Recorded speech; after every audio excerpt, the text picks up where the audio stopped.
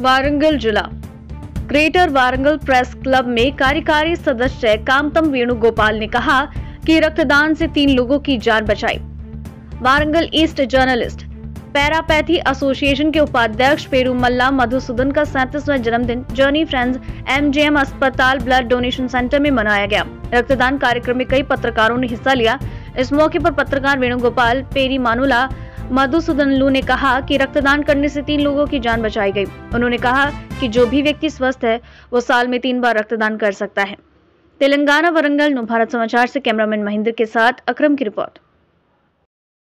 Corona సమయంలో ఎంతమంది రక్తంతో చాలా రక్తం దొరకక చాలా మంది ఇబ్బంది పడ్డారు. కానీ ఇక్కడ మా ప్రియమిత్రుడు అన్నగారైన పెరుమల్ల మధుగౌడ్ అన్నగారు జర్నలిస్ట్గా ఎన్నోసార్లు తన జన్మదినం సందర్భంగా రక్తదానం చేస్తూ తన మిత్రులనే కాదు ఆత్మీయులను కూడా చాలామంది చెంత చేస్తూ ఎంజిఎం బ్లడ్ డొనేషన్ క్యాంప్లో ప్రతిసారి తన జన్మదినం సందర్భంగా రక్తదానం చేస్తుంటారు. అది మాకు ఆదర్శంగా తీస్తూ మేము కూడా చాలాసార్లు రక్తదానం చేయడం జరిగింది. ఎందుకంటే ప్రతి ఒక్కరికి రక్తదానం అనేది చేయడం అపోహలు చాలామందికి ఉన్నాయి. రక్తదానం అనేది చేయొచ్చు. సంవత్సరానికి ప్రతిసారి 3 సార్లు చేయొచ్చు.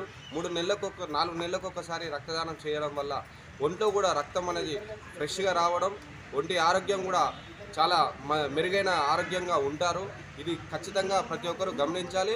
ఇంకోటి రక్తదానం చేయడం వల్ల మనం ఇంకోరి ప్రాణాన్ని నిలబెట్టినట్టు అవుతుంది. ఖచ్చితంగా ప్రతి ఒక్కరు రక్తదానం చేస్తారని నేను ఆకాంక్షిస్తున్నాను.